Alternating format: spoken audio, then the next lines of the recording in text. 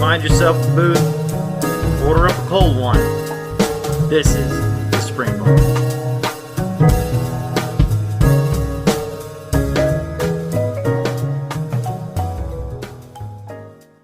Hey everybody, welcome to the Spring Bar. Glad to have you here. I am Florida Mike today with my co-host Joe and the OC, Casey, and Michael Benavente. Gentlemen, how are we all doing today? Outstanding. Very Excellent. well. Very well. I can't believe this episode is here. I'm so excited. It's been hinted at for a while. We've been awaited. teasing this for a little bit. So it's nice to finally let the cat out of the bag, I guess.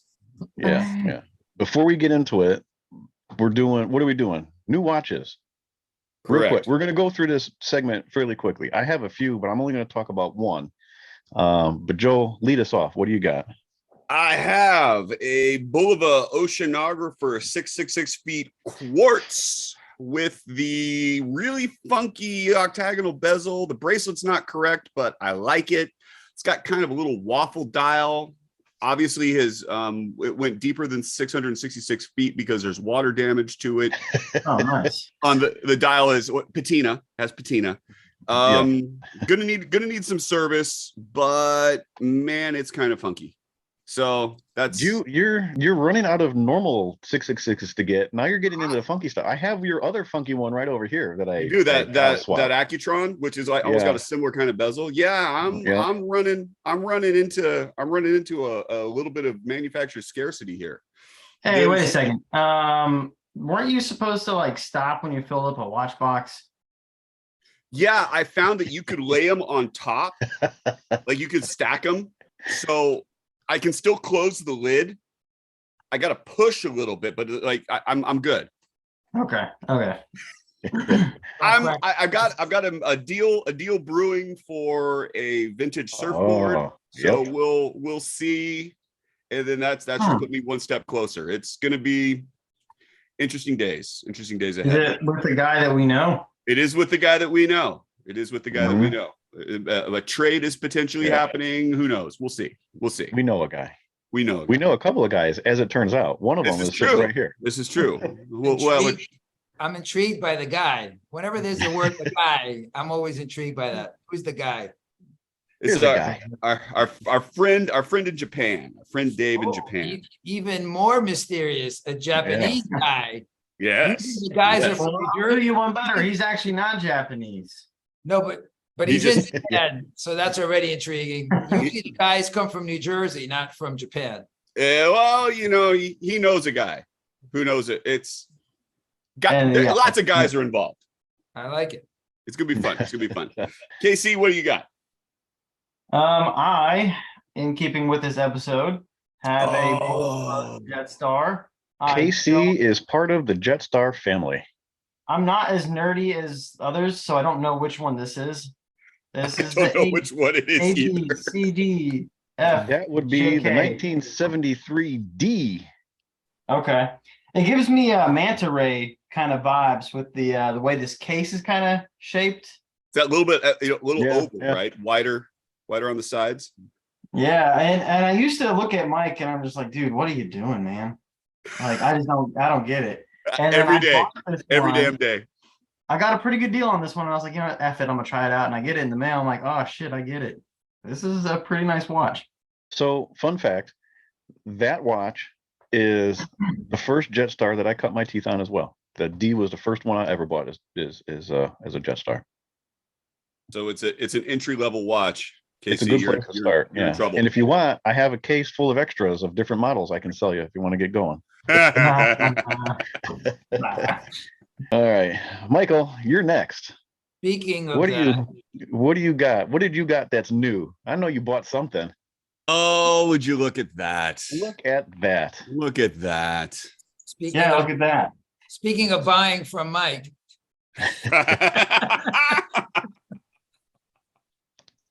That is probably the best restoration that I have done to date. I was sad to let that one go. I'm glad it went to you. If anybody was to buy it, it should have been you. That one came out really, really nice. Yeah, I've gotten a lot of compliments in the week or so since I received it, and everyone that sees it on my wrist says, "Oh my God, what is that?" They're very excited about it. That's Yeah, cool. I'm That's glad. I'm glad it's there. It's back home. It's where it needs to be. Thanks, Mike. Thank you. So very cool. All right, Your I'll turn. bring up the rear. After you've liquidated all of eBay, so Yeah. So I have, like I said, I have a few new watches. We'll have to talk about those in a different episode. I am going to show not a Bulova. I bought the Timex World Timer, the 1972 reissue. Yeah. This Quartz. is What's the width? I don't know. I can tell you. I have my calipers right here. Stump the chump. This is great. It's listed as 39, but they're always slightly different. This is 38.5. Okay. It's a great little watch. I will say that. It is very well made. It is right on point with what the original is. It's a quartz movement. Everything. I mean, you can't go wrong. Timex is killing the reissues. I cannot lie and say that they're not doing a good job.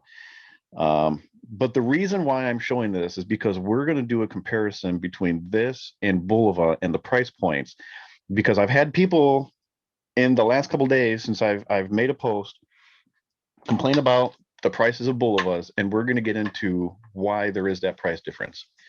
So don't get mad at me for showing a Timex, Michael. You've already scolded me about it before.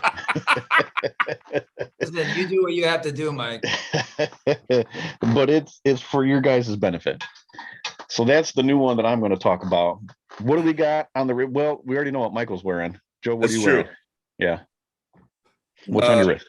I've got on the Braille oh yeah. with that pop Oh yeah, top. not to be confused with my damaged dial, as you No, like it's a to put damaged it. dial. Your dial It is not a damaged on it. dial. It's a worn dial. That is damage. You have a damaged dial. My dial is new old stock. It's different. That's all I'm saying. I'm not saying it's better or worse. It's just, nobody's just touched worse. it. You're not saying it's better or worse on air, but off camera. I didn't say it was better or worse than either. I just said Yeah. technically. So it's on a Perlon. This was a dealer sample. It's a new old stock. The thing that's fascinating about these watches, it seems that there was a bunch of different companies made similar ones. It's a high torque movement, no seconds hand, because you don't want to damage that part of the pinion. The hands are really, really flat, and so you can feel where it is. The dials obviously it's not braille on the dial, but it's raised, so you can feel what's happening as it goes through. There were a bunch of different companies that did watches that were similar. Seiko still makes them, but the vintage ones, Bulova had two different iterations from the mid 70s up until about 79, and then like the American Federation for the Blind also made some watches as well. And this is the one that our friend Dave in Japan, he did this for me, put in a new movement because it came without a movement. But then also he bought a bunch of spare parts and restored a completely separate one for a listener of the podcast who had a blind student. So she got her own watch out of this whole thing. So I thought it would be appropriate for today. So real quick, there was two generations of those that were made. Yours is the later generation. I have the earlier generation.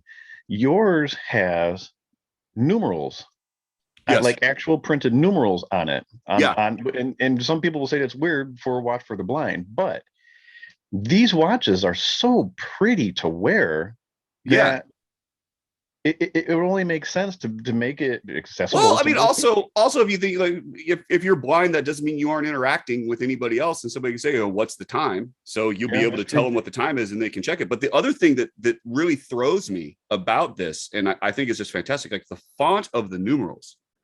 Yeah, it's so good. It's so elegant. It's a completely different thing than I see on a lot of other vintage watches. It's something that's a little bit different. So it's a really, if you get the chance to check one out, I highly recommend it. They're very, very cool, really collectible, and a lot of fun. Wears well, small and slim. Nothing bad to say. Yeah, no, not at all. Well, so I'm looking. KC is wearing his new watch alert. Michael, are you wearing something different?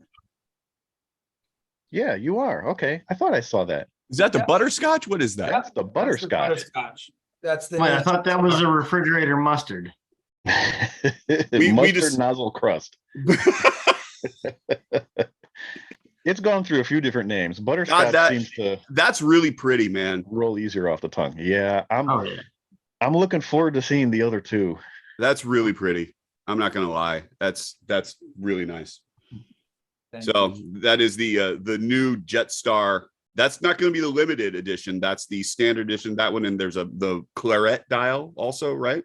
Right. Currently, there's three. So the Yep. claret dial, or Merlot, whatever, cranberry comes. That comes on the bracelet. The limited edition comes both bracelet and strap, and then the butterscotch comes just strap. Yeah. Okay, can we put a pin in that for a second? Because he just said for now. I'm just making sure that everybody heard that. Yeah. Okay. All right. So for the first time ever, I am double wristing it. Hooray. So I am wearing on this wrist the original Bulova Stars and Stripes on a Bulova signed Corfam strap from a different watch, but it suits this one very well. It's really nice. I like that cover. And on my left wrist, I am wearing the limited edition, the brand new 50th anniversary 2023 Stars and Stripes Precisionist. This is pretty fantastic. So It's a pretty good package, man. I'm not gonna lie. We're gonna get into that. Our listeners and viewers haven't figured it out by now, this episode is about the continuation, if you will, the modern interpretations of the Jetstars and a couple other things that are coming out this fall. If they're not out already, I don't think they're out quite yet, but they will be shortly, I'm assuming. Yep. So We just released the Rat Pack this past week as well. So yeah, That's really good. That's Oh a my good gosh, one. I do love that. I really, really like that. I think that the dial iteration is great. I didn't even see that Mhm. coming. That was fantastic. yeah, so that's exciting. I mean, that should do really well in the coming Mhm. months. There's only it's 5,000 limited worldwide, so I think those will go pretty quick. I bet you're right. yeah, So- that's good. Going on this, like we're recording right now, it's the end of the wind up watch fair that's going on in Chicago, and Citizen Bulova also have a presence there. What's been your feedback from that, Michael? Has it been Really great show. Talked to the team this morning. A lot of good participation at the show. Accutron's there as well. As well as Alpina. So really most of the brands from the group are represented. But more importantly, again, it's just the continued popularity of watches, and certainly with, really a whole new generation of young people that are really super interested in the category and in watches. So that really is setting things up nicely for the decades ahead, not only for our industry, but I think also for the craftsmanship of fine watches. So can you talk for a second about where Bulova decides to go when you're talking about which shows, because you were in Couture in Vegas, and then there's this wind up fair in Chicago. But then there's the international fairs. There's like Dubai Watch Week. There's a couple things that happen in Singapore. There's Watches and Wonders in Switzerland. All that stuff. So how do you decide where to position Bulova, Accutron, Caravel? Well, there are trade shows, and then there's really consumer fairs, if you will. I mean, Wind Up is a consumer fair. That's not a trade show. So, I mean, those are really actually more important to us than trade. I mean, we see our trade all the time. We communicate with them all the time. We have people in the field that are working with our accounts, brick and mortar, all the time. So if we didn't do a trade show, probably we would be fine. It's these consumer shows where we really get to see, I'm going to say people like you guys, who are really the watch enthusiasts who are out there, and, you're giving us feedback, and we're interacting with you. It's super important. And it's something that really didn't exist, years back. I mean, these kinds of consumer shows didn't really exist. And that's something that we've tried to hammer home numerous times on the show here, is that, you really need to get hands-on with a lot of these pieces. And then it's the perfect venue to be able to go in there, do that. These are free to the public shows. You can just go, you can walk in.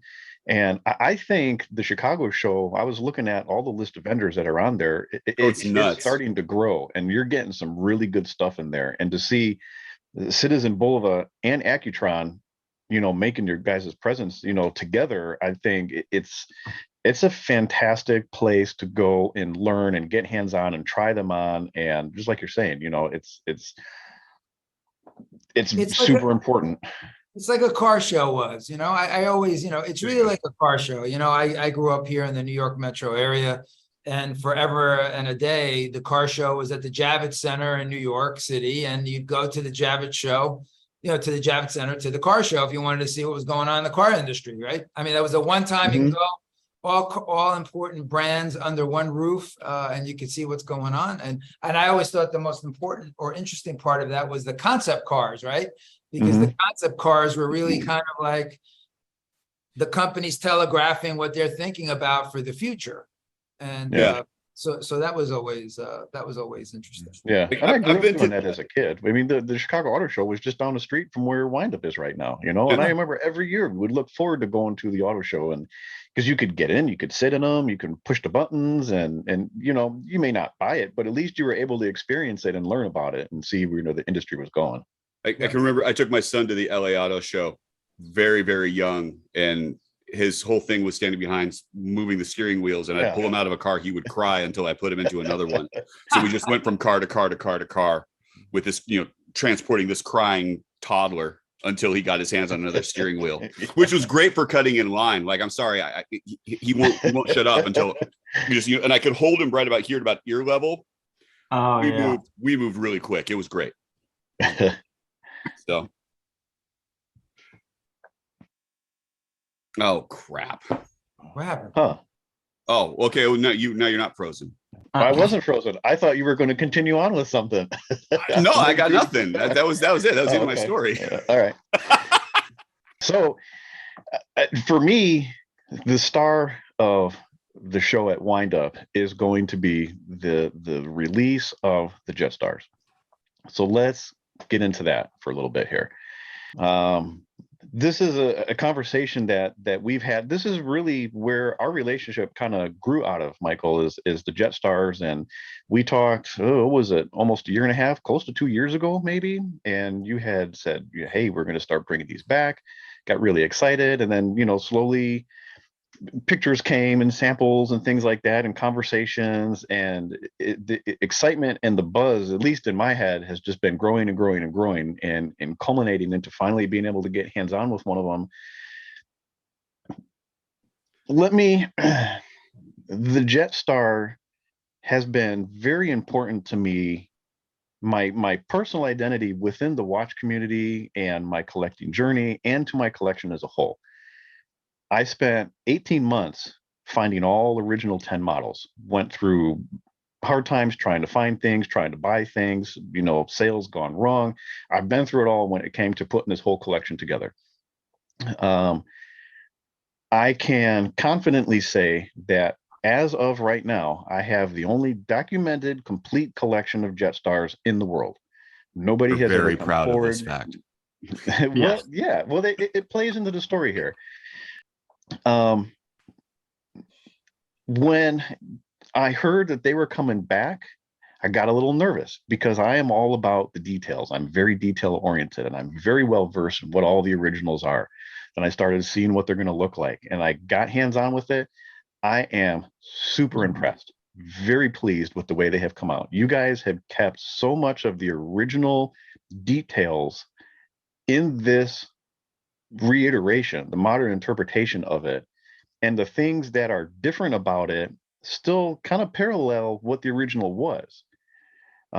Everything from the colors to the hour markers, the minute tracks, the small loom plots on the outer edge of the markers. I mean, those are the little things where you can easily modernize it and make the loom bigger or put it somewhere where it shouldn't have been originally. But you guys kept so many little things in these that it's a great homage to the past and continuation into the future. And like Joe said, you said these are the 3 that are out for now, and if there are any in the future, I'm very excited to see which ones you do and where you go with it. And you guys have all my faith in you in that if there are any more, they're going to come out just fine. So I am thank He's on. you. He's on board, is what he's saying. Yeah, thank you So- for doing it and doing it so well. So I want to ask, really, it's been on my mind this week because I knew we were going to have, this get together. What turned you on so much about Jetstar to begin with? Like, why, of all the, God, 150 years almost of Bulova watches, why was the Jetstar your collection? It's the collection, the 10 pieces that are in it. Okay, so you have watches that you can call dress pieces, you have watches you can call sport pieces, there's colorful ones, there's monochromatic ones, there's gold ones, they're on bracelets, they're on straps, right? All within those original 10 watches. It really encompasses everything that was 70s watchmaking design from Bulova wrapped into 10 watches in that collection. If somebody came up to me that had no idea about watches and says, explain to me what watches in the 70s were like, I would point to that collection and say, all you need to do is look at these and that's it. It's all wrapped up in that collection. So Okay. I'm taking over the podcast today. I didn't tell you this, but I'm taking. Have So at it. I have questions for you guys. Okay. So my question to you, Mike, is, and I'm going to ask of everyone, but we'll start with Mike because we're talking about Jetstar. How did you? We never had the conversation, so we're having it, today fresh. Mhm. Yeah, Fun. yeah. What got you into Bulova? Like, why Bulova? Bulova, back very early when I started collecting, was always in my mind as a luxury watch brand because I saw a lot of the watches. They were slightly higher price points than some of the more accessible things. A lot of them had crystals or diamonds and things, mother of pearl dials, and that's the kind of stuff that I saw originally in the beginning. So I thought it was almost out of reach for me. And then I started my collecting journey and started seeing Bulovas pop up more often. I really got into it hardcore with the Quartz surfboard reissue. That was my very first Bulova purchase ever. Really? Bought that. Yep. Bought that actually that was my 40th birthday present to myself. Bought that one, and then I started to learn about Accutron. So I bought a vintage Accutron. It was a 218 Accutron. It was a service award. And then I just started doing research, and it just, as we have said numerous times, we've just fallen down the rabbit hole from there. So that surfboard is really what started me on the whole Bulova journey. So what, and I'm going to ask Joe and KC too, but you're actually, from what I see on your Instagram posts, you're pretty handy with watches. Where did you learn? Did you just do that on your own? Trial and error. Did you ever take a lesson, go somewhere? I mean, no, you're buying polishing machines now. So anyone who starts buying polishing machines, I'm starting to get a little concerned. I have, so when at a very young age, my dad was a small engines mechanic for 30 years. And as I was growing up, we had a 2.5 car garage, which is always filled with vintage Volkswagens. And him and a friend of his, they restored Volkswagens and they would sell them off and buy more and sell them off, buy more, sell them off. So I grew up in the garage. I grew up as a very mechanical person. When I came down to Florida, my original plan was to go to a watchmaker school. Unfortunately, it was in Miami and my kids were very young at the time, and I just couldn't spend the amount of time that it would take to go to watchmaker classes and be away with them and all that, so I never had that opportunity. Over the years in collecting, and especially when I got into vintage watches, my mechanical side just got the best of me, and I just started opening the stuff up because I wanted to see how it worked. Sure. And it's just been a lot of trial and error. There's been a lot of broken parts, a lot of missing parts in the carpet, and I just have found the old service booklets online. I mean, the stuff is out there. The information is there. If you look, you can find it. Even on eBay, I have a whole stack of original service guides that I bought off of eBay for the movements that I work on. And that's how I get through a lot of this stuff. I'm following the directions that Bulova put out in the 70s, and that's how I'm doing the repairs. Case finishings, that's a different story. That's a lot of trial and error too. started doing everything by hand. And I just bought a belt sander, which is really, I've done it to a couple of watches now. I'm starting to learn to get the angles down and this and that. So moving forward, I'll have better success at doing something like that. But it's just, I couldn't do the watchmaking side. So this is kind of what I'm doing to fulfill that dream of working with watches. I'm doing it this way, and it's making me happy, and I enjoy it. And I'm able to, when I finished collecting the Jetstars, it's like, what do you do from here? So I just started buying more of them and restoring them and then selling and moving them on to other people to be able to enjoy a nice piece. If you can't restore it yourself, I'm at least that bridge to get you there, kind of thing. So that's where it all stemmed from. So really, I mean, the Bulova journey, I mean, because the surfboard is probably about 7 years ago, maybe ish, 6 to 7 years ago when we did the reissue of the surfboard, right? I don't think it was that long ago. No. What was that? 2019 ish? Something like that. Yeah. Something like that. So Yeah.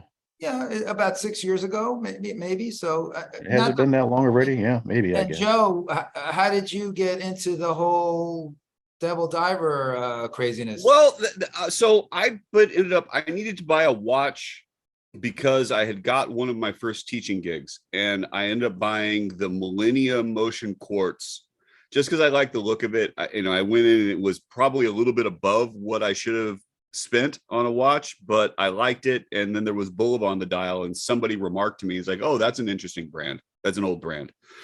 And I started reading about watches, and I remember seeing something on Worn and Wound talking about accessible divers, and that the Bulova 666 divers were a good way to get into it, because obviously when you start looking at watches, the first thing that comes up when you start looking at watches, old watches, vintage watches, is Rolex. It's like, oh, well, the Submariner, that's a good watch. I've seen that before. And then you find the prices. You're like, oh, crap.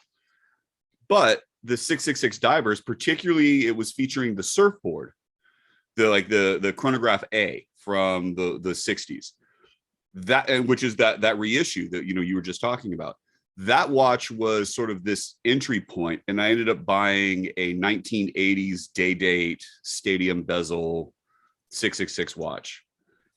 And from there, I started to look around, and I was buying some other watches, got a bunch of different brands. And then my grandmother died, and going through some of her effects, there was this Brigadier 1939 white gold, small case, sort of Breguet numeral, that was my great grandfather's. And I remember looking at that saying, Bulova, okay. And genetically, I possess the collecting bug. So I looked at that and I recognized, okay, I've got two. This will be my third. It's like, all right, I guess I collect Bulova now. And how long ago is this, Joe? Sorry. What is this? 2010. Okay. Just about, So for me, it's been about I've been into watches longer than that, but Bulova specifically since about 2010. And as I started looking at different Bulova watches, different ideas of what to do, then you get into Accutron and you realize that the repair side of it's a minefield, the space view side of it's a minefield, but there's a lot of gold there that you can get into. And then you start realizing that Caravelle is this completely untouched. My gosh, what a wonderful space. But looking at what you can get from Bulova, I decided to focus specifically probably about 8 years ago on just the 666 divers. And it was I went to a meetup on Thursday actually, and was talking to people about that specifically, with this idea that's like, they're showing off their Breitlings and their Vacherons and there's, the Rolex and all, all this other stuff. It's like, you know what? That's nice. And I can appreciate it. However, I'm going here. And I had brought a few different Bulova and Caravelle Accutron references, which got the tables talking because nobody'd seen them in person. They'd heard about them. It's like, okay, I kind of was trying to go through like a greatest hits. So I was like, oh, and you know, it's like, hold it up to your ear, listen to the hum. Oh, look at that. And I've got a couple new old stock pieces, like feel the bracelet, and it's like, that's never been worn. Like, I know. So there's an accessibility that I find with Bulova, and then the irreverence that comes from the 666 on the dial, that it appeals to me on a deep, fundamental, personal level. So that's my origin story. And KC, how did you get into this crazy world? Well, I've been accused of being aggressively patriotic from time to time. And so, I mean, I was trying to get into watches for cheap, and then I found Bulova, and I was like, oh, this is a Bulova watchmaking, you know, it's a US brand. It's part of our heritage. And that's what really got me into it. And then, well, you know, Joe highlighted Caravel. Caravel's really what got me hooked, because no one's really tracking. Everyone's sleeping on Caravel, especially in the vintage space. You can find some sweet stuff. So that's kind of my thing. I take pride in the fact that it's an American legacy. I'm a little upset that it's no longer necessarily like American owned, but it is what it is, you know. Yeah, I mean, and you know, just on that point, because I think it's important for people to know, even though our previous owner was the Tisch family, you know, who owns Lowe's and, you know, part of CBS Giants, New York Giants. And they owned the company for, you know, over 25, almost 30 years. But they really took a lot of care when they decided to sell the company, and that, you know, that it was Citizen was really important for them, because they wanted them, you know, they wanted Bulova watches to at least have, you know, a good future secured with another watch company. So that it's a Japanese watch company, I think it has been good for Bulova, because if we were bought by, you know, a venture capitalist or, you know, some fund somewhere. Well, then that's cool though, because it was more than just a business transaction for them. You know, they really cared about the future of what would happen after they let go of it. Yeah, I mean, the Tisch family, I mean, really saved the company in a way. The company at that time in the late 70s, early 80s was in a precarious moment. And there was probably a pretty good chance that the company doesn't survive. And, you know, we would have had a break, you know, and maybe, you know, maybe we would have been closed for a couple of years, and maybe somebody else would have, you know, taken us out of bankruptcy or something, let's say. That we never got to that. So just to be clear, but it was precarious enough where we really needed to have, you know, someone else own the company at that time. And that it was the Tisch family based in New York. I mean, they're a New York family, they're in New York City. That really kept the legacy going. And I can say that, you know, we're going to celebrate 150 years in 2025. And I tip my hat, you know, to them for really carrying, you know, not in an easy period of time, you know, quartz crisis, really funny enough. I was just having this conversation this past week, ironically brought on by Bulova itself, because Yeah, right.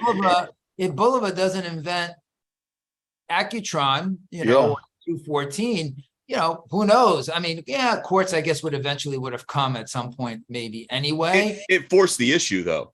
Like we have to, like the tuning fork, the manufacturer of the tuning fork movement was so precise, so difficult, so outside of the realm of anybody else. If they had to find some other cut methods, and you get that, you know, that the quartz movement, which is essentially another tuning fork at, like, that's just the shape of the quartz crystal.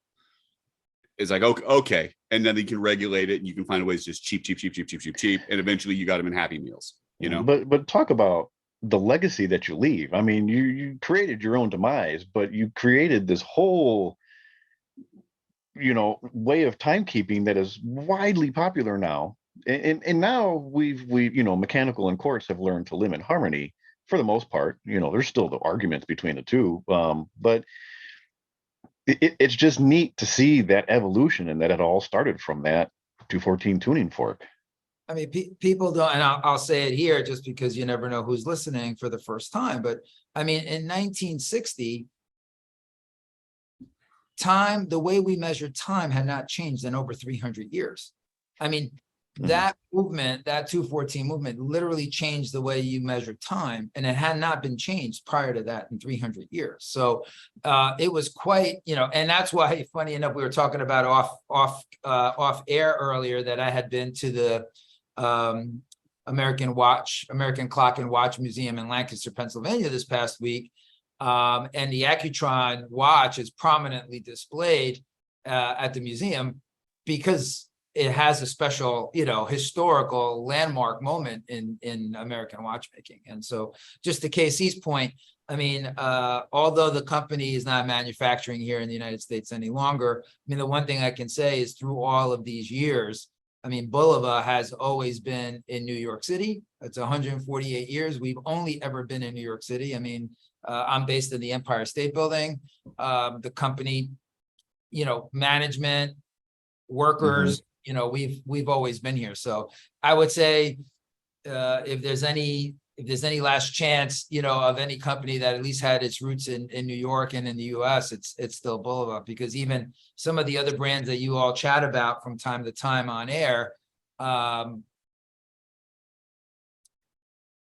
they're owned in different parts of the world. Their teams are in different parts of the world.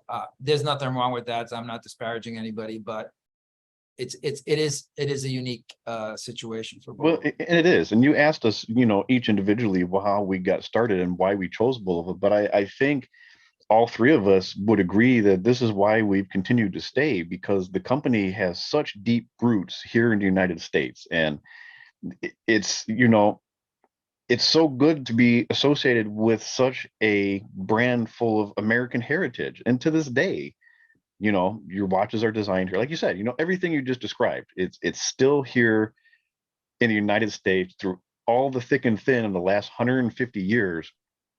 You guys aren't going anywhere, and loud and proud, Bulova is here. And every year in October, you guys light that Empire State Building up in green to celebrate Accutron's birthday. I mean, what other watch company does that? Nobody, so it's such a cool brand to be a part of.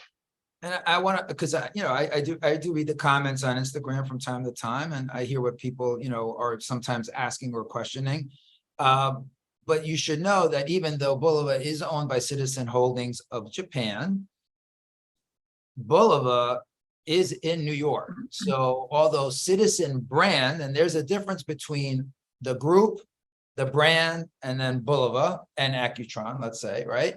And so Bulova and Accutron are both managed in New York. I mean, we are not managed in Japan. Yes, our shareholders are in Japan, and some of the technology that we're using, God bless, thank God, this watch we're talking about today is powered by a Precisionist. This would not exist if it wasn't for Citizen Holdings.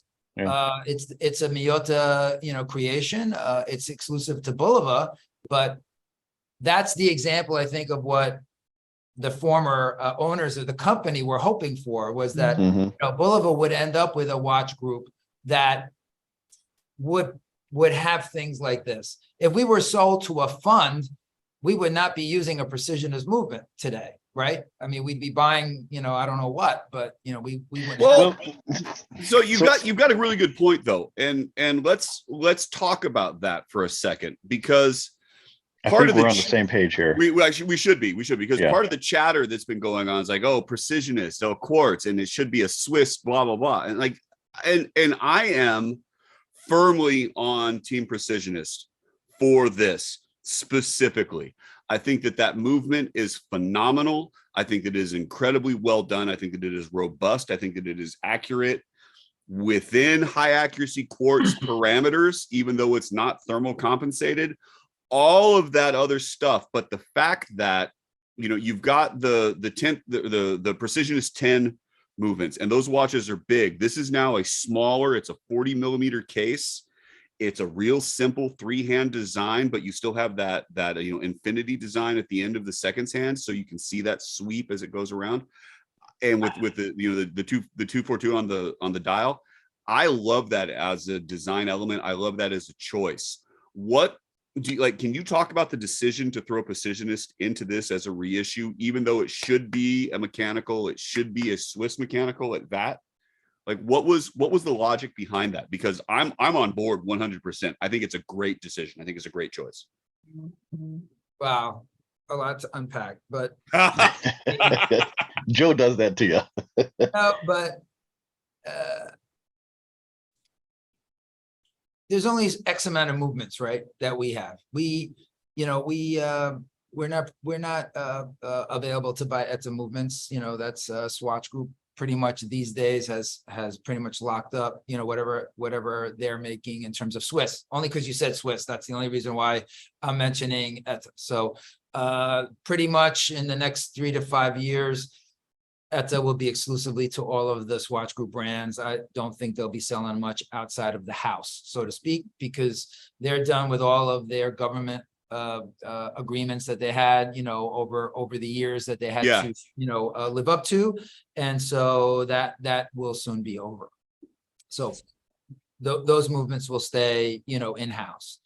And so as we look at what we have, we have, some really amazing movements in terms of Miyota, and in terms of what we do, right? So our own, in-house capabilities, and Bulova has been very lucky to get, back, I guess, almost 13, 14 years ago now, the Precisionist as an exclusive movement to Bulova. It's not in Citizen, it's not in any other brand. And so, we really been reflecting back now on Precisionist, on the movement itself, and saying, you know what, we have to do more. It's really an amazing, when we talk about quartz, it's really a very special quartz watch. Without question.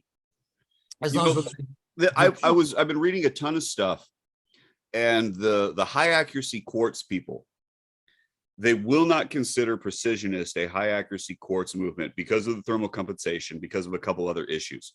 However, the movement, when treated properly, is well within those parameters for a fraction of the price. And so, you talk about something that's been over designed, like, there you go. You're there. You have over designed a movement to the point that it functions well within the parameters of these uber.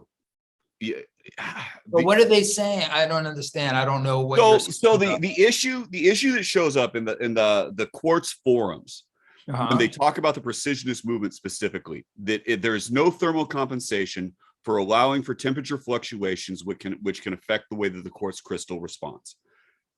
But the Precisionist movement within itself, because it's got the 3-prong versus the 2-prong, it responds differently and can still stay within what they consider the high accuracy quartz. But what is that number? What is that? I believe it's like 10 seconds per year. Yeah, you're well within that. I've got the Lunar Pilot right here, which there are people that are showing this sucker within 1 to 2 seconds per year, which throws it right up into the same spaces like that. The Citizen 0010, whatever that is, the most accurate Citizen movement. And that's a phenomenal watch. The finishing is great, the movement is great, blah, blah. But this the 262 kilohertz watch works within the same parameters. So stay tuned for that, because we're doing some, we've actually taken the Precisionist movement out for some further testing. We're currently working on that now. And so I hope in the next few months, maybe on one of the next shows, to come back and maybe we can talk about that in terms of this point. But so anyway, in terms of why we chose, so the 2 avenues that we could go, right, would be either, let's say, Miyota, Salida, or something else, right? And one of the other things that, a lot of folks have been asking for over the years was, our Precisionist has been, for the last, I'm going to say 10 years at least, it's been locked in that big case, right? It's been locked in what we now are calling the icon case, which, again, you've heard me talk about it before. I have a small wrist. I have, I'm sub 7-inch wrist here. So, as much as I love, that watch, that's a big honking watch on my wrist. I can't really wear it on a regular basis. So people like myself are kind of locked out of enjoying a Precisionist movement because it was only available really in a big case. Yeah. And so this really is the first time that we're kind of getting precisionist out of that big case and bringing in a more classic look. So I've got numbers here. I think I know he does. This is awesome. You love this. I made we'll call it the debut post a couple days ago, where I made my announcement about the Jetstar. That post had went absolutely crazy. It got more traction than I ever thought it would. The interaction from that, the amount of shares that came off of that post, the amount of saves that came off of that post, the amount of clicks that came off that post, the amount of accounts that post reached. Now, I made another one today, and that one is following suit. People are loving this watch. I like that this is going to be the vehicle to bring the precisionist movement into a more reasonable size, let's say, for watch wearing. Yeah, well, so this is a 40 millimeter watch. It brings it down to the size group that people want to be in. Now, that said, because it's precisionist and it says, it's got the logo on the dial here. When people saw it, I started getting messages. Oh, it's going to be too large. Oh, it's going to be too big. Oh, I can't wear it. I have a small wrist. So got out my trusty calipers. We're going to go through some numbers here. The new case size, it's marketed as 40 millimeters. It calipers at 39.8 millimeters wide. Lug to lug, you're looking at 45.5, and it's 12.6 thick. It is, as I would expect it to be, and as anybody would expect it to be, larger than the original in every way. Okay. However, don't think for a second that this is a large watch, because I busted out my 1970 Oceanographer G, the original G. Okay. The width comparison, like I said, the width on the new one is 39.8. The width on an Oceanographer G is 40.2. The lug to lug, 45.5. On a G, it's 43.2. So it's a little smaller there. Thickness on the new one, 12.6, 13.5 on an Oceanographer G. So if you are one to say, well, it's too big, it's not the original sizes as the 70s, it's actually, depending on how you look at it, a little smaller. So don't be afraid of it. And if this is where the size trends are going to go for the precisionist movement, I'm excited about that. I really am. Yeah, I mean, I think basically what this is the kickoff to is us using the precisionist movement a lot wider. Just using it in a lot more of a variety of watches. What happened was, just to give the explanation, back 10, 12 years ago, right after we got the precisionist movement, and we kicked it off, it was in more classic watches back then. I wasn't with the company, so it wasn't me there at the time. It's not my fault, he says. No, and it wasn't a bad thing. It just was that it was a different time. To be honest, it was a different moment. Well, the watches were all going bigger. Like Panerai was really popular. Some of the G-Shock stuff was getting, the larger watches were a trend. But that wasn't what it was at the time. That wasn't the only issue that we had. I mean, it was that also at the time, the product development, they were making a lot of similar looking watches. Let's call them classic, right? So there were watches that were classic watches that either some had a precisionist movement in it and others had a regular quartz movement. The challenge there was that a precisionist movement is more expensive. It's just a more expensive movement. It costs us more money to make. It costs us more money to buy. So that watch is going to be more expensive. And when you put two classic watches next to each other in a showcase at the time, because it wasn't really online stuff yet back then, someone's going to say, you know what, for $150 or $200 less, I'm going to buy, it's a nice watch, I'm going to buy the less expensive watch. And so the precisionist movement watches were not selling nearly as well as some others because they didn't, but there was one collection that was doing very well, and that was the Champlain. And so you guys are the Champlain. At the time, it was called the Champlain. It's now called Icon, but at the time it was called Champlain. And that's that big watch. And that was doing really well. And that's not an inexpensive watch. That watch is, today is $895, I think. Back then it was probably $695 or something like that. But that watch was doing very well. Why? Because perceived value. That was a different watch. It looked different. It had a different point of view. And so people were willing to, I bet you most of the people that bought that watch could care less that it was precision movement. They were buying They're looking for the looks. They were buying it because it was a distinctive look, distinctive dial, distinctive everything about it. I appreciated those very much. There was a brown color for those that's always been really good. Like in terms of like brown doesn't sell. That one sold. It was really interesting.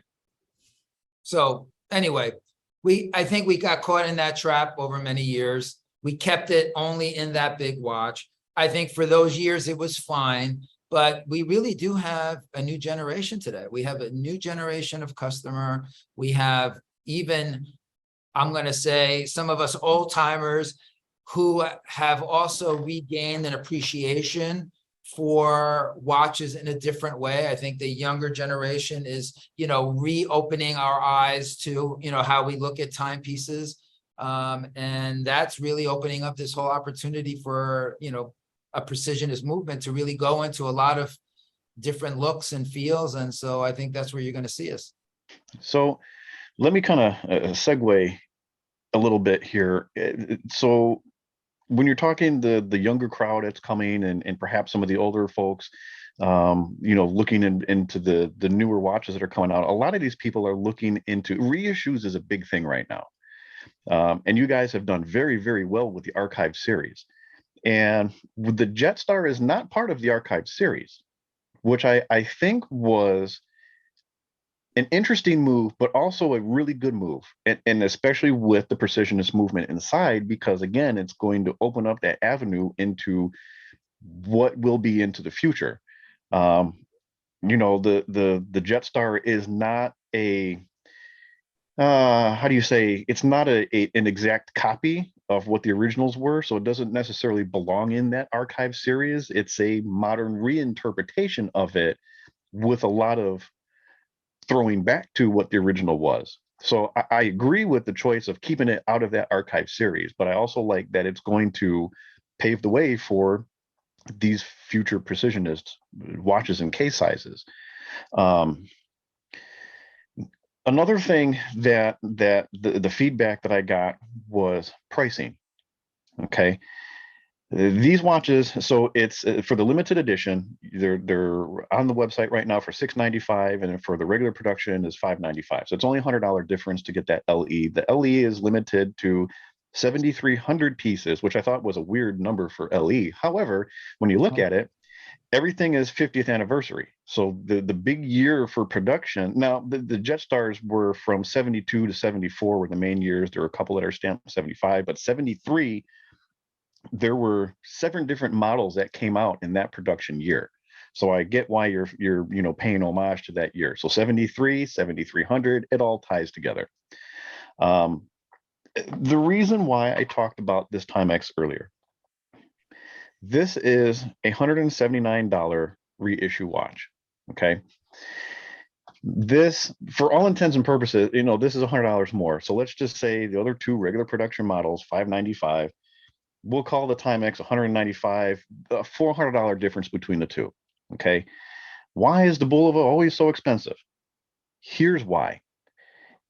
If you put these 2 watches together side by side in person, pictures don't do it justice, but you have to look at them in person. The materials used, the finishing involved, the way that everything is assembled, the movements between the 2, now I'm very impressed with the leather strap that comes on this Timex. It's made by the same company that does Red Wing shoes, right? There's some heritage involved there. It's very cool the way that they did that.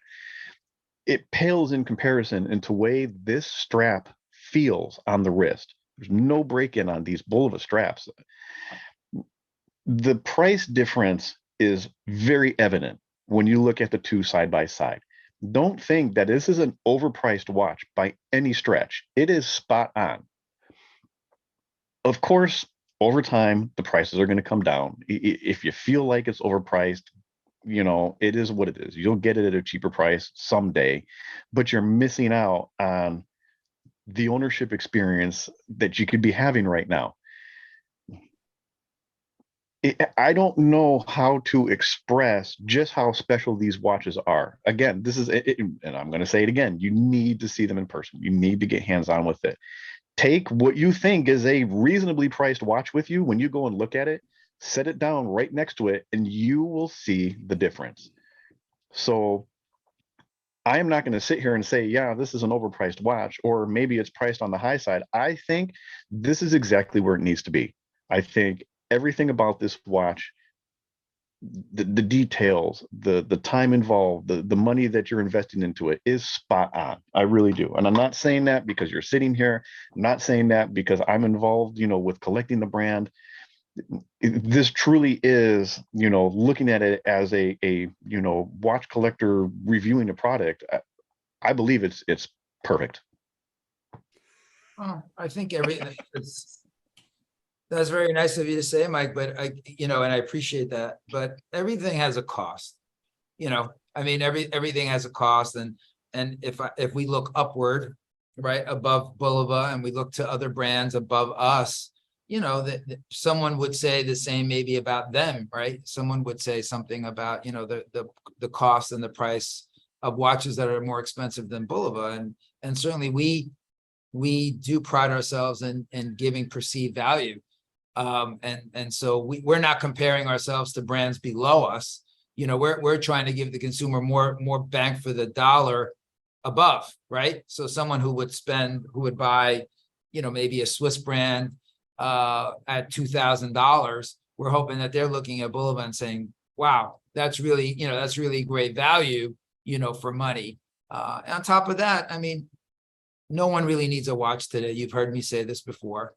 No one needs a watch. I mean, Casey doesn't need a watch. Casey has probably 42 contraptions that tell him the time. Casey, Actually, I do need a watch. but Yeah, so Casey, G-Shock, you can't take your cell phone into a combat environment. So. okay, so there you go. We finally found a utilitarian need for the watch, which is good news. But most people don't really need a watch today. They choose a watch for various personal reasons.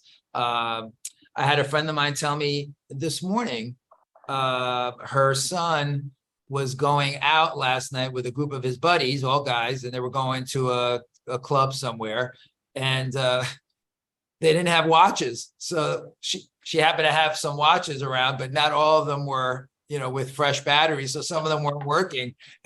They didn't care. They just said, we'll wear it. So that a Warhol thing, right? Warhol famously wore that Cartier that he didn't even bother to wind. It's just about, they wanted to go out and I guess look good for the ladies, and they wanted to wear a nice watch. So, I mean, I think, anyway, I'm babbling, but.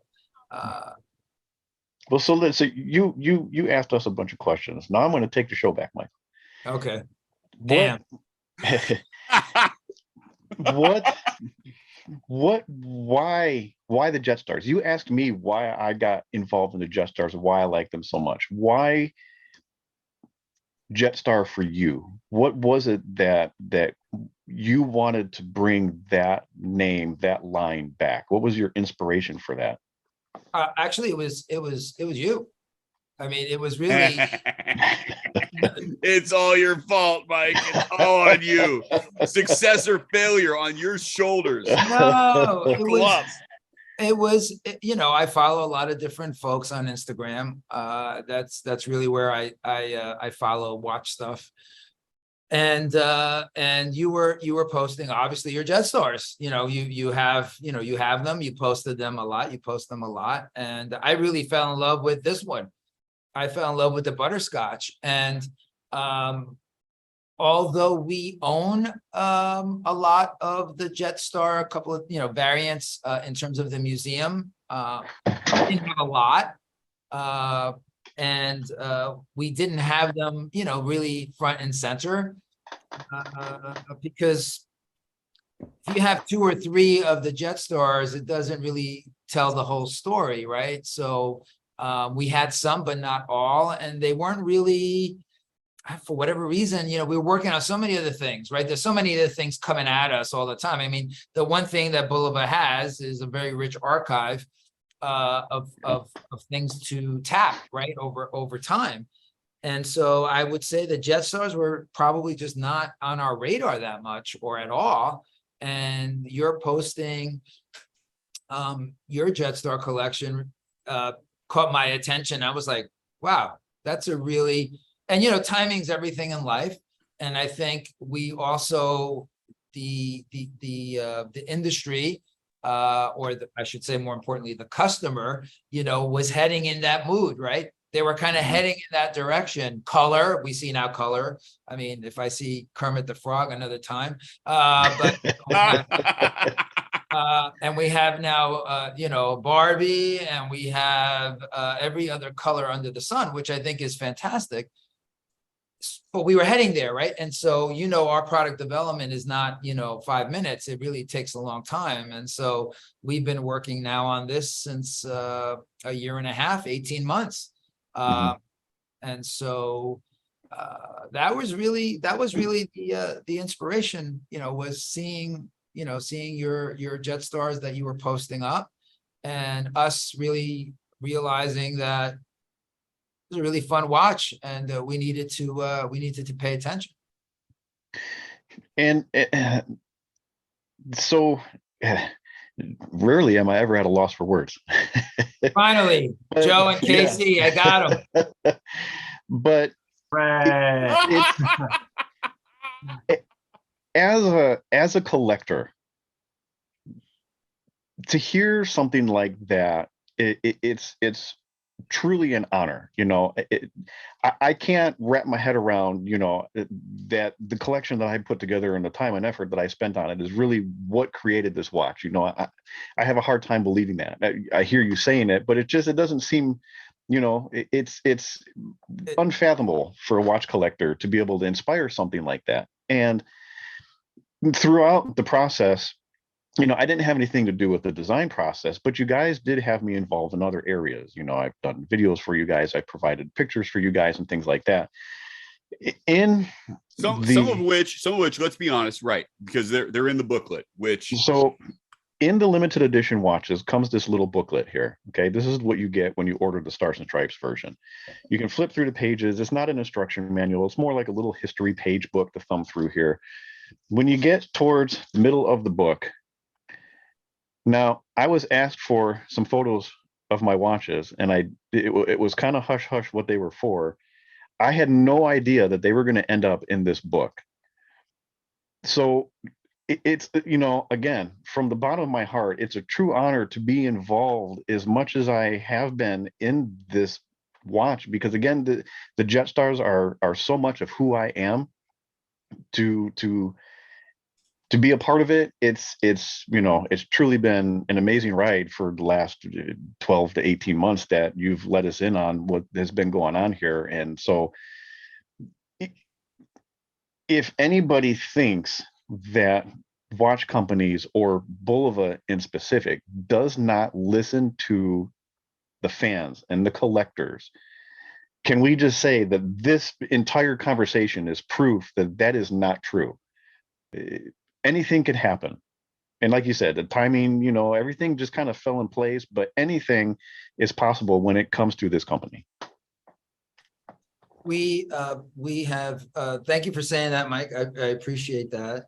It's all downhill for you from here, I guess. It's true. It's really the pinnacle for Mike. It's all over. But all kidding aside, we've had, I'm going to say that one of the advantages of the conversation that we had about 20 minutes ago now, which was about talking about Bulova in the US, in New York, and what makes us different is this example that we're talking about.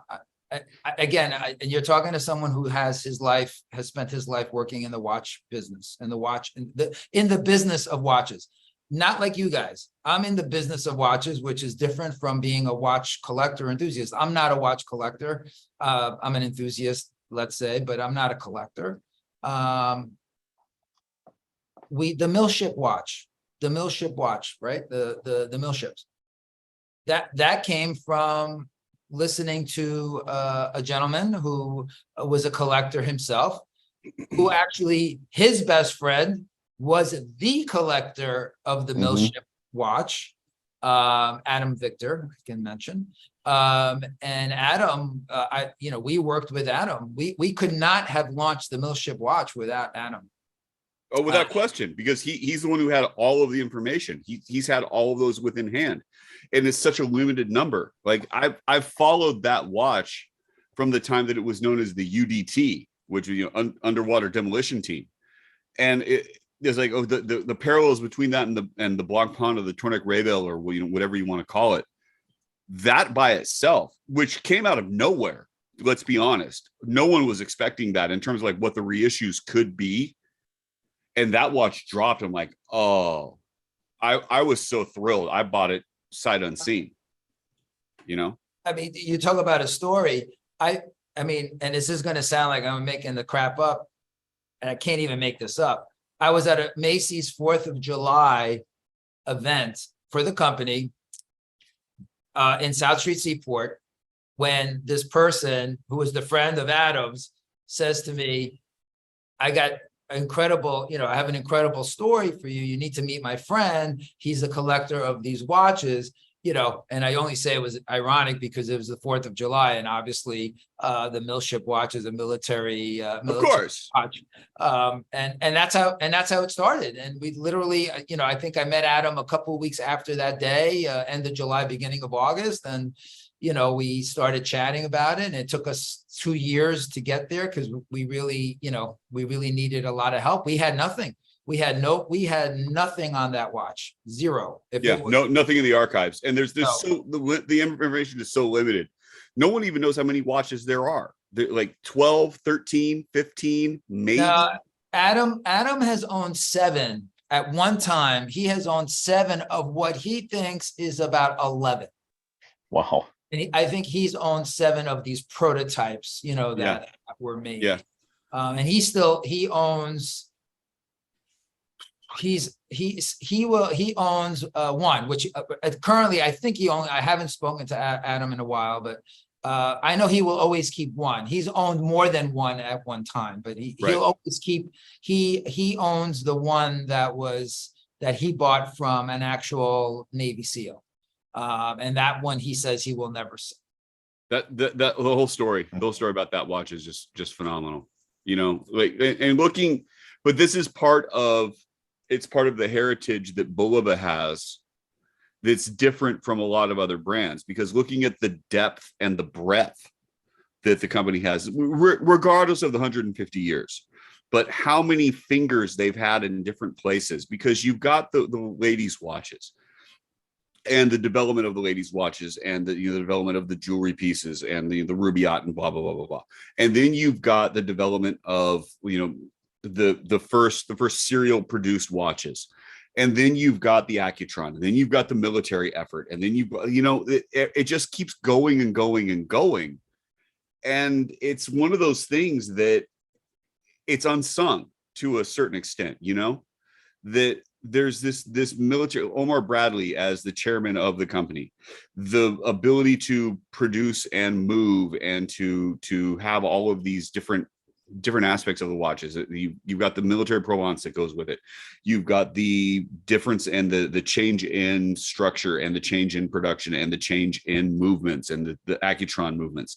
You've got the movement into the quartz crisis and movement out of the quartz crisis. You've got it. There's so much that goes on within the company, and it's kind of flattering to be a small part of that as the way that we are. And so, thank you for allowing us this opportunity. Oh, thank you to you guys. I mean, it's you all that spread the gospel, so to speak. I mean, we can only do so much out of the office, but it's everyone. It's the community today. That's what's different today that didn't exist when I first joined the watch business years back. The community today is super important. It didn't exist before.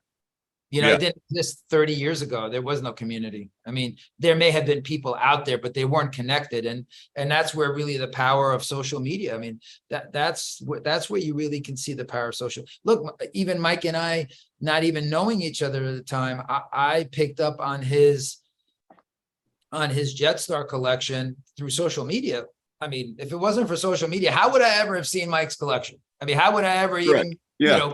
become aware? So, when as much as I personally sometimes don't like social media, this is one of the positive times, that there's a lot of positive that comes out of connecting all of us together, and it's become very powerful. And I think that's really what's fueling, this next generation of watch person.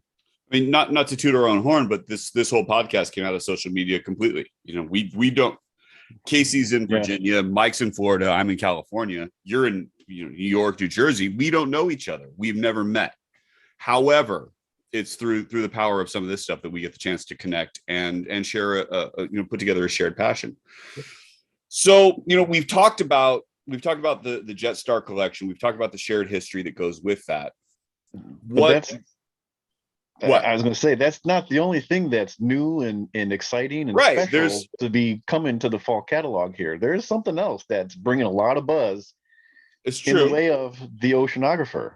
Well, I was going to go with you. There is a very nice rainbow edition. You've got the black die on the white die. Okay. Well, yeah, there's those too. Yeah. I like that an awful lot. That appeals to me greatly.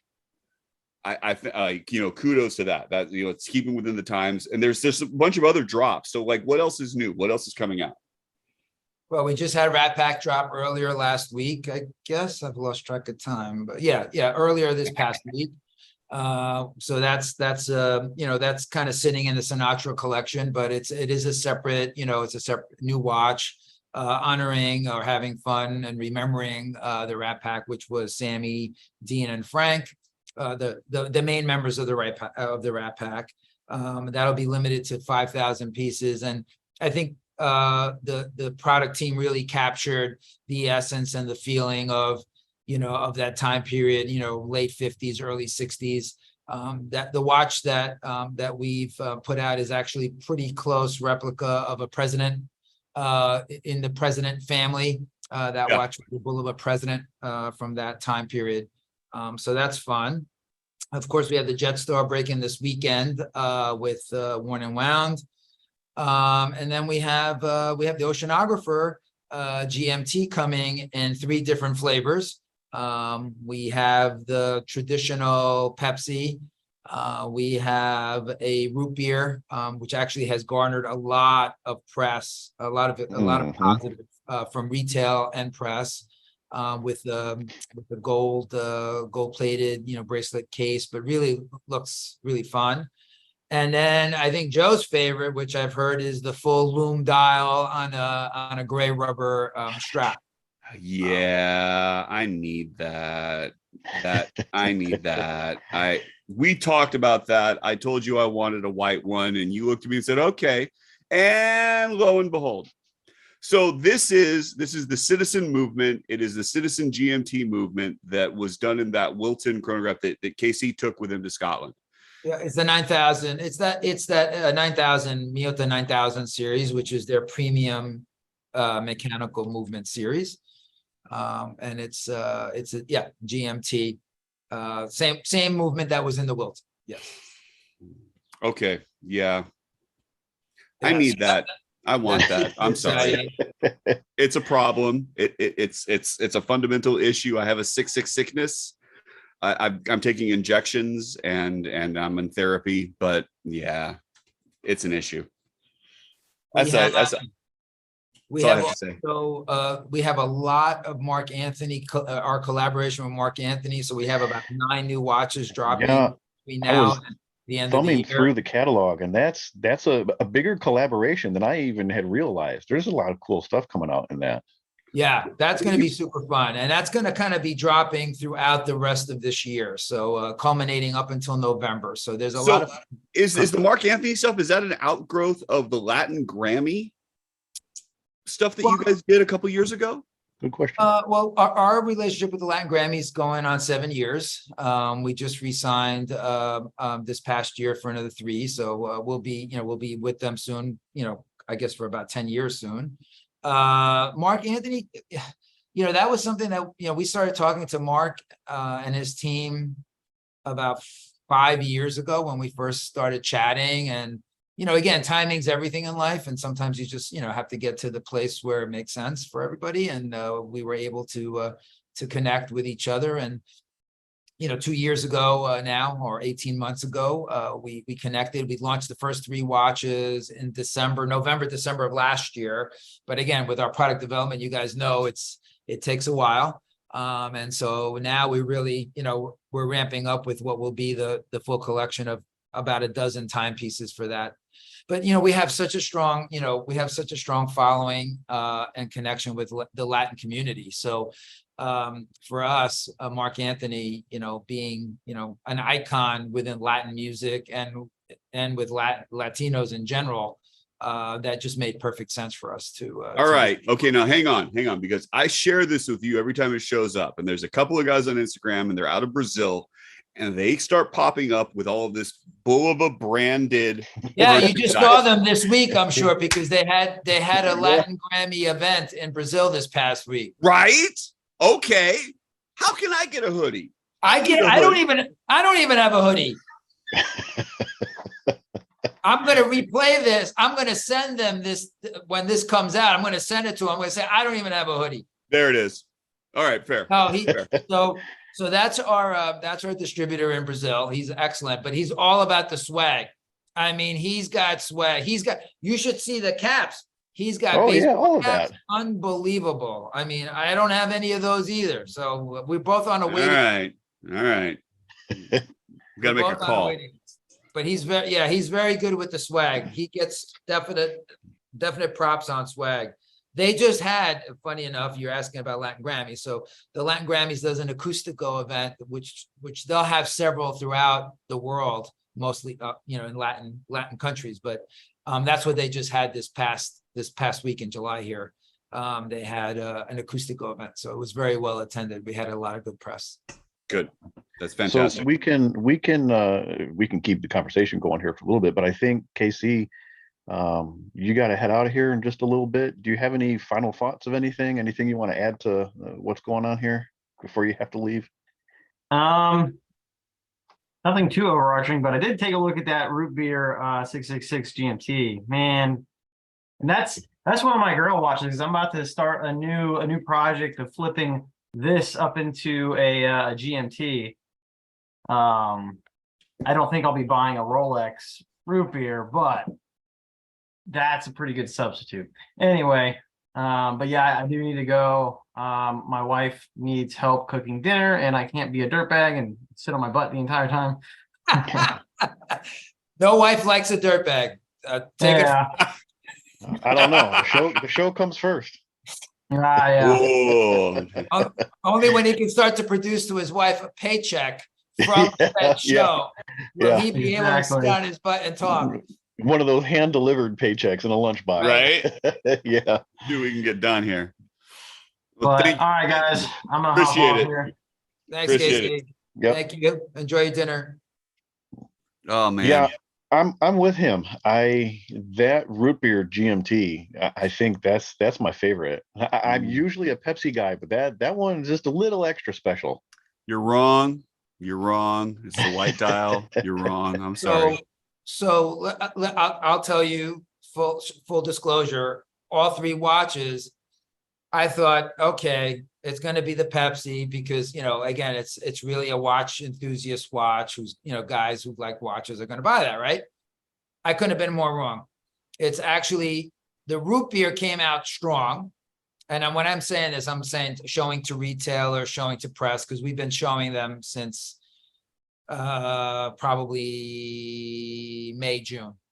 We showed at the show Couture, we had the watches at Couture. Root beer came out strong, and then the Loom, came just as strong almost. It's neck and neck between the Loom and the root beer in terms. The Pepsi is like far behind. It's Really? gonna be a question of the bracelet, you know, and it's like because the loom comes on that rubber strap, the root beer comes on that anodized bracelet, that gold tone bracelet, which Looks is great too. it looks does, great. yeah. It looks really good. I have to say, I think the root beer is going to win big. I think the root beer- I don't doubt that. We have a resident 666 expert here. We got to get him one in hand, Michael, so he can give his thoughts on it. we will maybe if I have a sample, maybe I'll bring it with me Hand delivered. Oh, when I there come you out go. and when I come out and see you guys. Yeah. Oh, There that'd you be go. fantastic. That'd Yep. be fantastic. I would. Wow. Mike's driving home. I'm gonna pass out. It'll be great. Yeah. It'll be great. So, yeah. What else? What else? What else Do is you coming have up? anything else that you want to? Right, we are on the cusp. We're close. We're getting close to Oh, the wait, hold on. 150th. Wait. Hang on. Before, Like, no, hold on. This is oceanographer GMT issues. Okay, fine. Go. I know. Inquiring minds are going to want to know, when's the purple rain coming? You said that was your favorite colorway. It is, and we're actually working on a project. I don't want to give out too much here because otherwise then you'll share it with Timex and then I'll have it coming out. I gotta watch Mike now. He's embedded. Timex has been embedded. No, there is a we're working on something for 2025. I mean, I know it seems far away, but it's really not. Well, this was the Yeah, point, yeah. because you guys, you've talked about this 18-month time frame where everything comes together and all the pieces happen. Yeah. And we're about 18 We're months there, away from yeah. 2025. It's time for all of that stuff to be starting going on. So when it's been going. It's been going. We have a lot. We have a lot coming for 2025. That's so exciting. You guys It's are going to be an exciting year. Yeah, I feel You that. guys so we'll start talking about that probably sometime in late summer 24. We'll start dropping some things in fall of 24. So we want to kind of kick off the celebration of the 150th year and end of 24. Oh, that's gonna be so good. That's gonna be so Yeah. good. Oh man. Wow. Okay, But, Joe, now you may proceed. Stay tuned for Purple Rain. Well, that was my question. That was like, we were talking, we got that 18-month time frame. So the development should have already been going on. And so, that was it. That was the discussion. I have not seen the sample yet, so I can't say I've seen the actual sample yet of it, but I hopefully soon. Yeah, that's all cool. right. I'll probably need that one too. So at the beginning of this, Joe, you said you're the only one that's the Jetstar list. However, you're really big fan of that Merlot. So this new Merlot one, I am. So when those come out, I am definitely considering that Merlot dial on the bracelet. I think that's a phenomenal package. I want to see. So the question that I have, and it's specifically about how the dial size and the way that the bezel works, because there's this like octagonal bezel that goes with it, and I want to see that in hand, because I think that it's going to, the pictures, everything I've seen about it, the way that the size comes across, looking at the way that the dial ratio to the bezel, all of that, I think that watch is just going to hit all of the quadrants. I think that people are going to see that and they're going to go through the roof when they actually get hands on with it. So the hope is for us, Mike is coming out to visit me, that he gets to keep that sample that you sent him until he gets to show up, and maybe he can give it back to you in person when we see. Look, we can do it. We can do a prisoner exchange. You can bring a 666. I don't know what TJ. I don't know if he needs her back right. I don't know what he said to you. I'll ask TJ. He didn't. No, he it just came. It just showed up. Yeah. But I will say here and now on air that my favorite of the three is definitely that Merlot one. I'm dying to see that one in person. Yeah. That deep color. Oh, it's gorgeous. It's gorgeous. What do you think about the bracelet? What's your... So before we all came on, Joe and I were discussing, he was asking me about it, and he said, how do you think about the bracelet? Now, generally, I am not a fan of butterfly clasps, but they usually sit kind of funny on the bottom of my wrist. This one, I have been back and forth between the strap and the bracelet. It's been on the bracelet more often than not over the last couple of days. I think the multi-link design of that bracelet allows a lot more articulation, and it really hides that clasp under the wrist that you don't even know that it's there. And because of that, it is so comfortable that I can wear it and not have the bottom of my wrist get irritated with those releases. So I think it's spot on. I have the same problem sometimes with those clasps because Yeah. sometimes they're too wide. Yeah. They're too wide and then they pinch Yep. you back there. I haven't We worn were- that we were- bracelet yet. We were talking about it because I have that Commodore reissue, the 1718 collection, that because of the width of the links and the multi-prong, and they hinge so well. That's one of my favorite bracelets. It fits so well, and it's got the same deployment clasp on it. So like I get it. It didn't surprise me when Mike was talking about it. But when you listen to people that, you know, they discuss bracelets and bracelet design and how bracelets come together and how they all fit, that it's a real subtle art, but it can kind of make or break the watch, because if it's not comfortable, you aren't going to wear it, you know? Mhm. Yeah. It's so And it has the quick release solid end link too. Yeah. Which I think the Lunar Pilot was the introduction to that system, if I'm correct. Is that the first watch I have that that on a had the Devil quick Diver. release?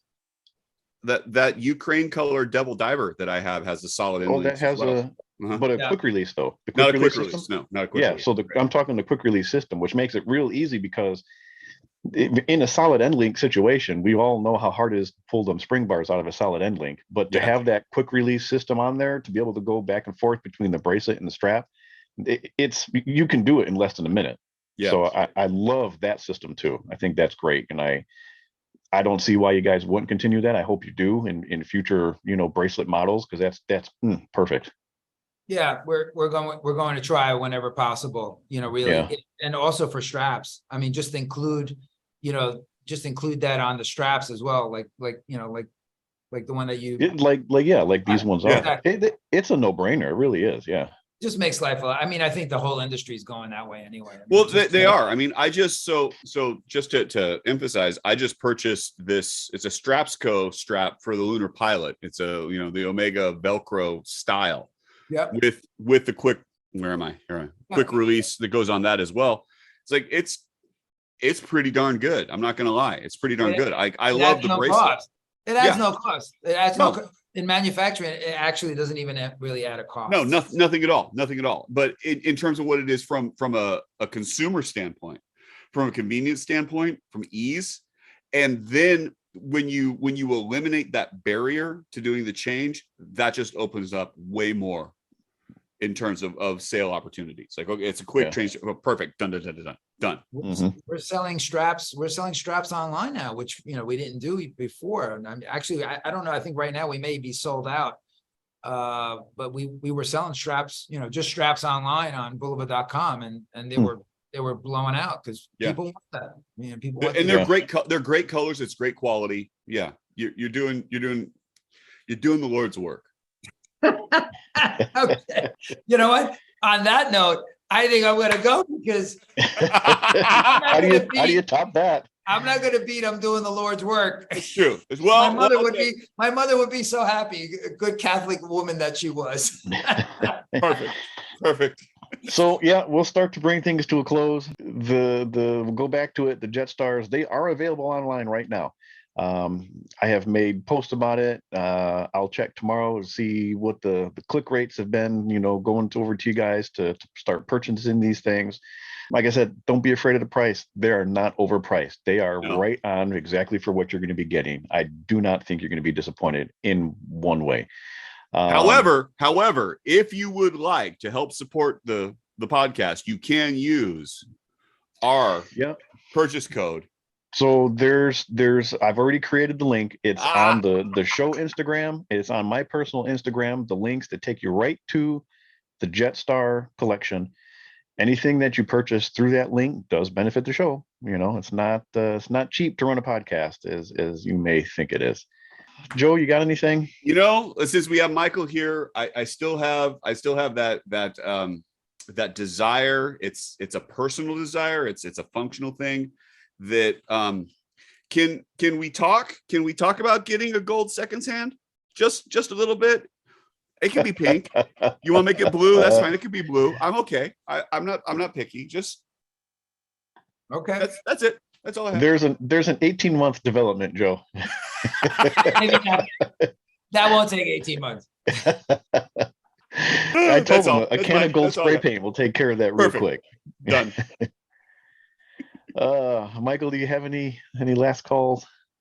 Just want to say thank you as always. I appreciate you guys giving me a platform to talk to everyone out there and you all, more importantly. And today was really a fun day to acknowledge a project that was started, back about 18 months ago, which was the Jetstar.